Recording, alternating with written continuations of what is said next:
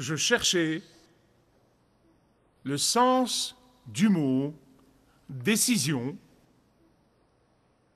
et j'ai trouvé que le mot décision vient du mot latin qui signifie éliminer. Éliminer. En décidant d'aller dans une certaine direction ou de faire une certaine chose, j'élimine toutes les autres possibilités. En décidant de favoriser une certaine chose ou d'aller dans une certaine direction, je défavorise ou j'élimine essentiellement toutes les autres options. Et c'est pourquoi quand une personne décide de venir au Christ, cette personne dit en fait, j'ai reçu le Christ comme mon sauveur, je lui obéis comme mon Seigneur, et j'élimine toutes les autres options de tous les autres faux dieux. Lui et lui seul est le Seigneur de ma vie, lui et lui seul est le maître de ma vie, lui et lui seul est tout pour moi. Et j'élimine toutes les autres possibilités. Une des caractéristiques tristes de notre culture postmoderne, c'est qu'on la considère comme indécise. L'indécision est la marque de notre génération. L'idée ou le concept de l'exclusivité fait tiquer beaucoup de gens dans notre société qui préfèrent en fait la diversité. Ils veulent avoir un pied dans chaque camp. Ils ne veulent offenser personne et par conséquent, ils essayent d'être toute chose pour tout le monde et ainsi ils finissent par prendre plusieurs directions. Mais il y en a d'autres qui ont peur de prendre des décisions, qui hésitent à prendre des décisions et qui laissent les autres prendre les décisions à leur place.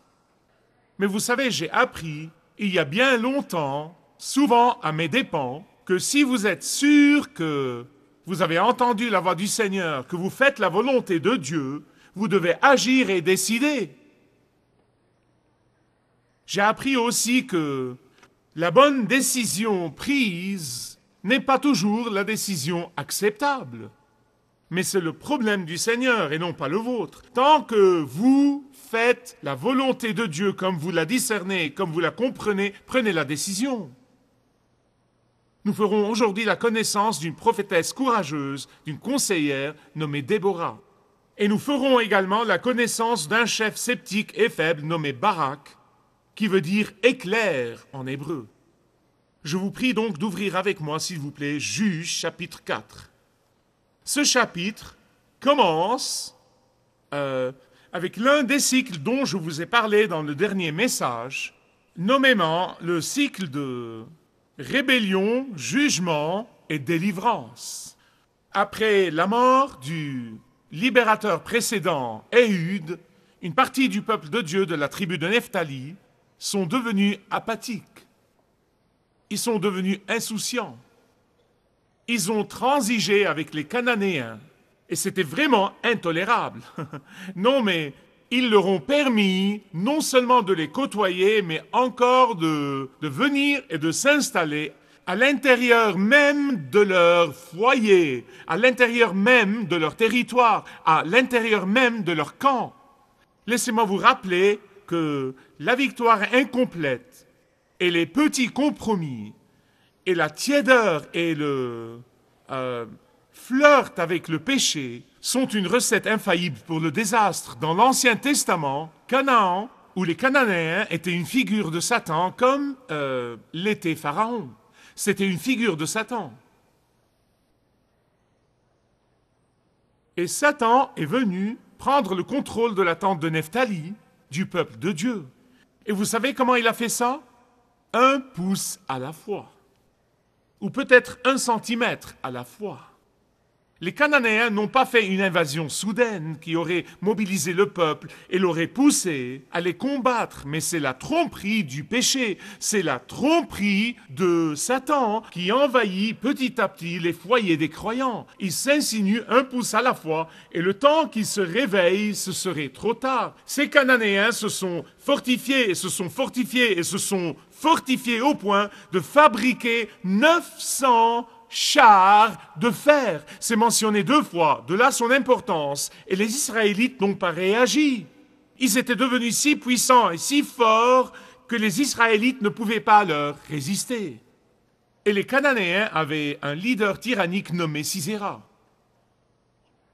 Et pendant 20 ans, Sisera et son peuple se sont insinués et se sont fortifiés et fortifiés et fortifiés, puis ils ont utilisé leur puissance militaire pour opprimer le peuple de Dieu. À propos, le chapitre 5, qui est le chapitre suivant, est un chant de louange que Déborah a écrit elle-même pour louer Dieu pour son travail. Elle l'a écrit après la délivrance qui a eu lieu dans le chapitre 4. C'est donc un chant, mais vous savez, ce chant contient des informations qui sont vraiment très, très importantes. À titre d'exemple, dans le chapitre 5, versets 6 et 7, vous savez, la situation était tellement mauvaise que personne ne sortait dans les rues de peur d'être soit volé, soit tué, soit les deux. Chapitre 5, encore une fois, le verset 8 nous dit pourquoi le peuple de Dieu a choisi de nouveaux dieux. Nous avons vu dans le dernier message ce qu'ils ont fait. Ils n'ont pas complètement abandonné Yahweh. Ils ont adoré d'autres dieux avec Yahweh. Oh oui, ils sont chrétiens, ils vont à l'église, ils vont bien, mais ils ajoutent tous ces autres dieux. Et Yahweh n'a plus la position centrale. Ils l'ont marginalisé. Bien-aimés, s'il y a un temps pour les décisions, c'est maintenant. S'il y a un temps pour l'engagement sans réserve à Christ, c'est maintenant. S'il y a un temps pour refuser le compromis et les désirs égoïstes, c'est maintenant. S'il y a un temps pour le courage de résister, c'est maintenant. S'il y a un temps pour l'union et l'entente des parents dans l'éducation de leurs enfants, c'est maintenant. S'il y a un temps pour que les parents se lèvent ensemble dans l'unité, c'est maintenant. S'il y a un temps pour que les croyants refusent la médiocrité, c'est maintenant. Si nous pensons que notre sécurité et notre paix viennent de ne rien faire et de ne rien dire, la prochaine génération sera sûrement la victime de notre indécision. Je sais bien que comme parent, je le sais de ma propre vie et je le vois même dans mes enfants et dans l'éducation de leurs enfants. Parfois, les parents veulent être tellement aimés de leurs enfants qu'ils ne défient jamais leurs pensées. Ils ne les guident jamais à la vérité. Certains ne disciplinent même pas leurs enfants.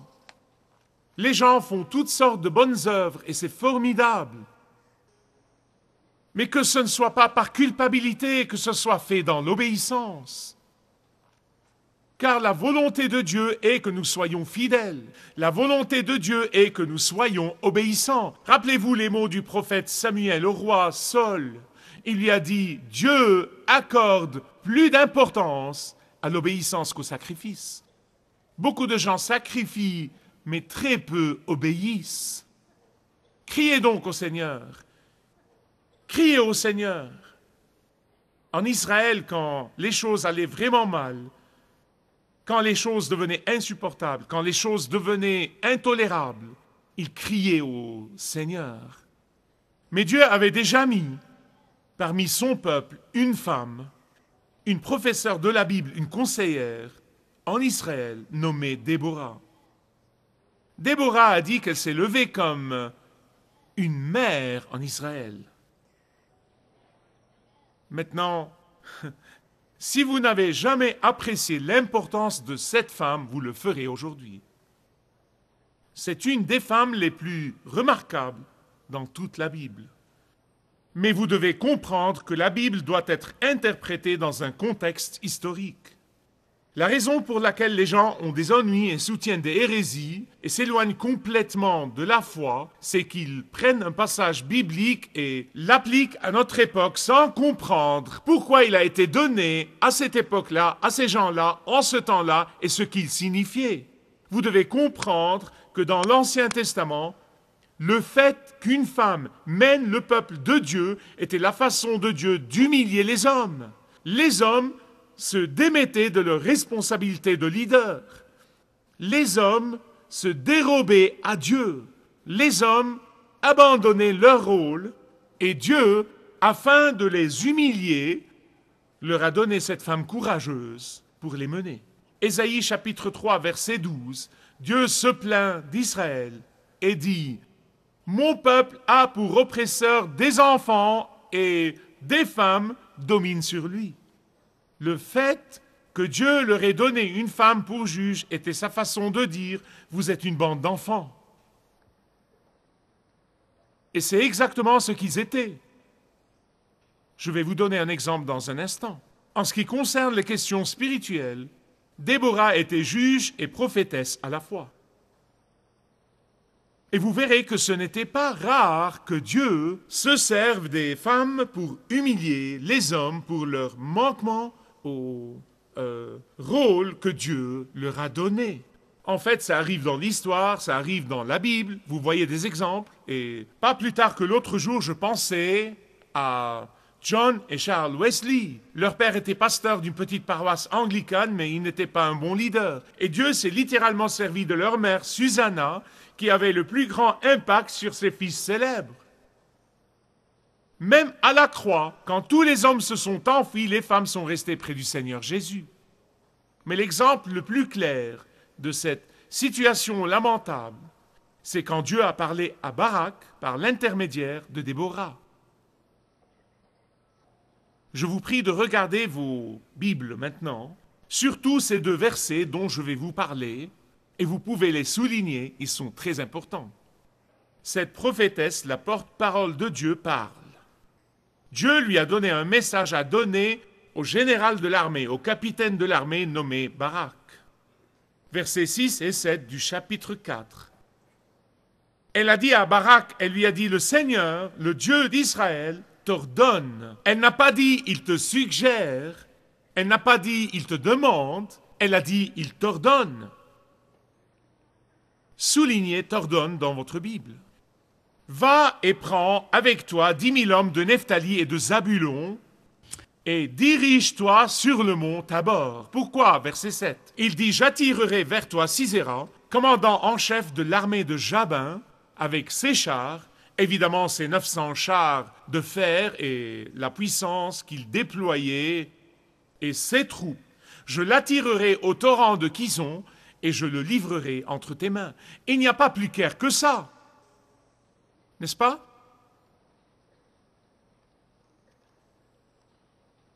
Dieu a dit, je vais faire ceci, et tout ce que tu dois faire, c'est d'aller. Tout ce que tu dois faire, c'est d'obéir. Tout ce que tu dois faire, c'est de suivre mes instructions. Je pense que les hommes ne suivent pas les instructions. Je le sais de première main.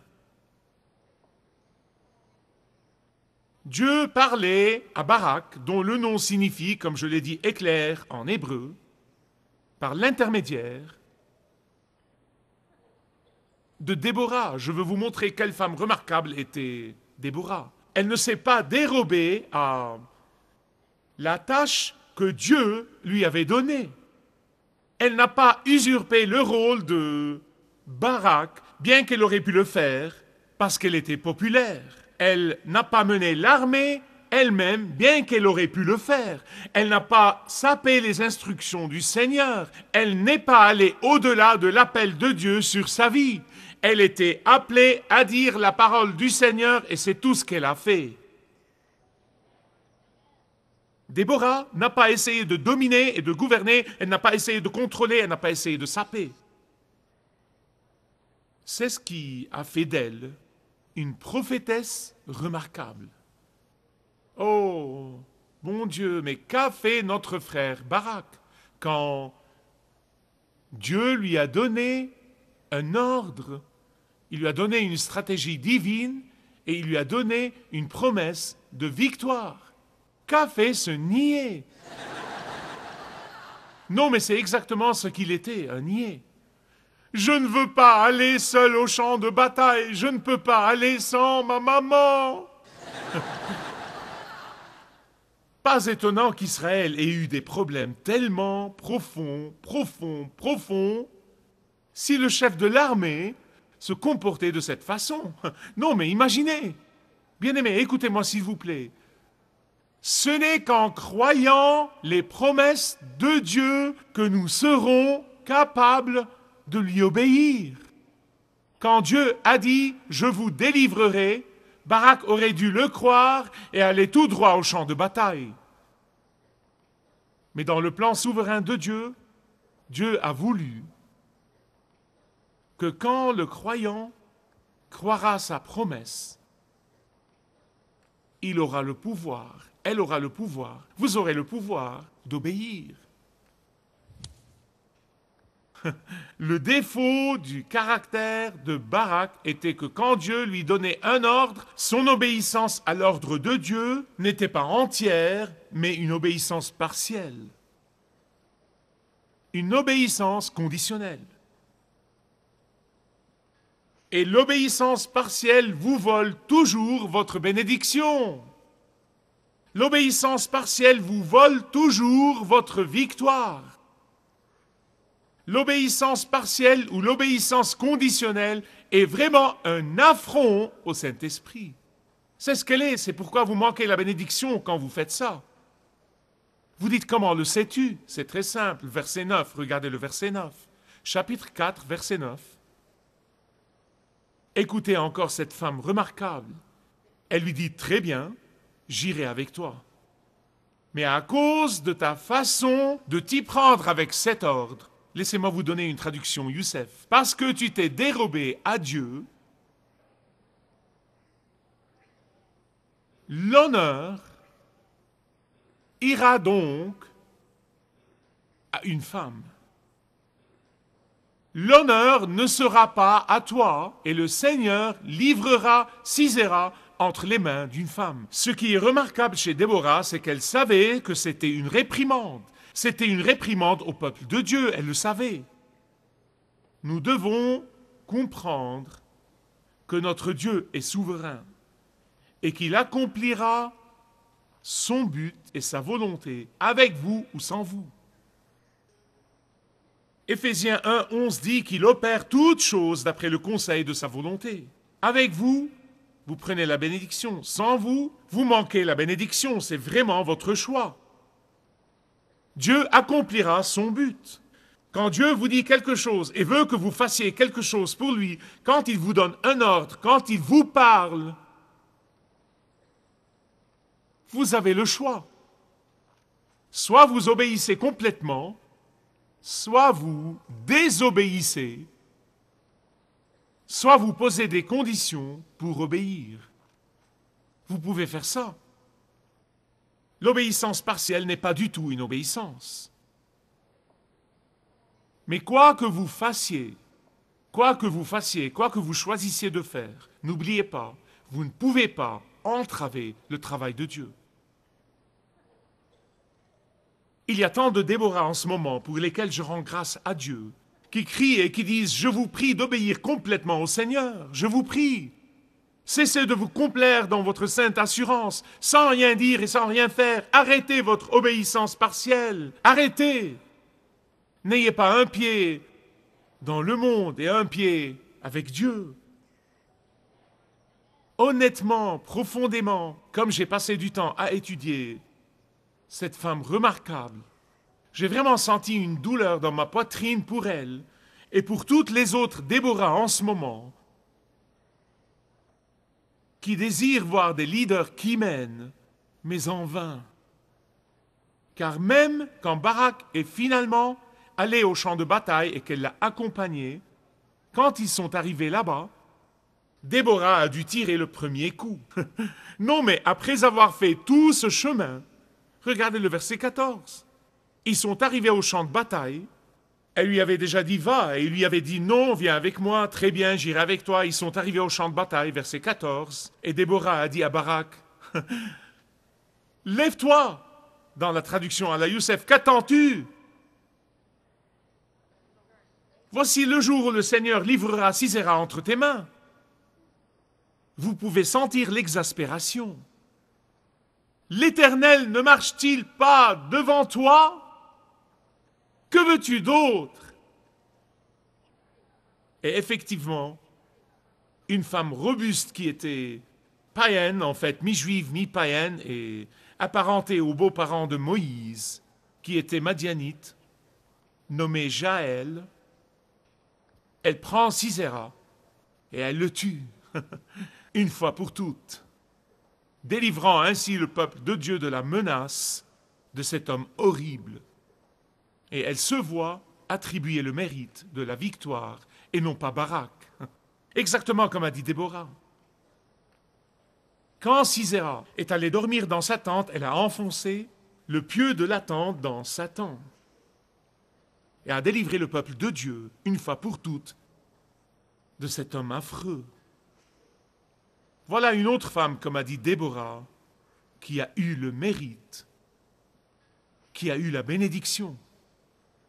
Et le capitaine, dont le travail était d'aller vaincre l'ennemi, a laissé passer la bénédiction.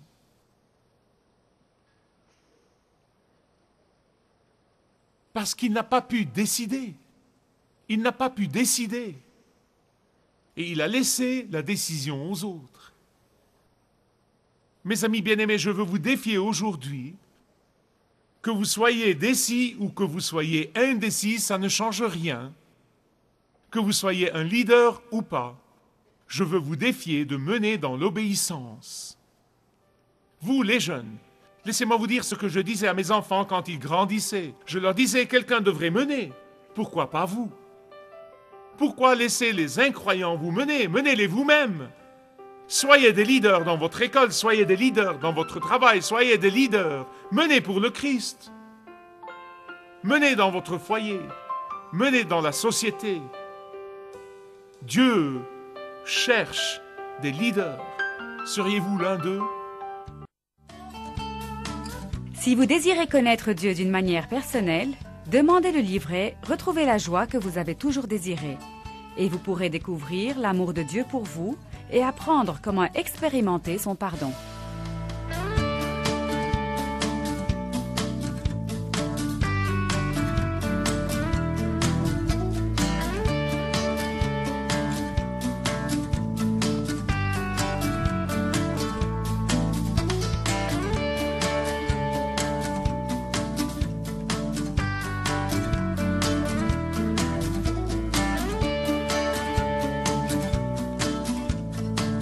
Si vous avez une relation personnelle avec Dieu et vous êtes intéressé à marcher plus intimement avec lui, demandez le livret « 7 pas sur le chemin de la foi » qui vous guidera dans une relation plus profonde avec votre Père Céleste. Demandez votre livret gratuit.